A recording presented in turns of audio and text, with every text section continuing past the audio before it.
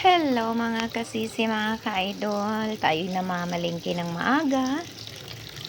Tayo bumili ng maraming tilapia at iskuhido na isda at barilison para pang ulam para sa ating mga trabahante as estudyante. Mahal na isda ngayon kasi dito sa amin umuulan, bagyo, may low pressure area. May tayong barilison, tawag nito yung ano to sa amin, eskuhido, tilugon. Ang lalaki ng mga barilis kung tataba. Press na press po yan. Tilapia, ang dami kong tilapia, 3 kilo po para pang ano ko yan, gataan ko yan. Daming isda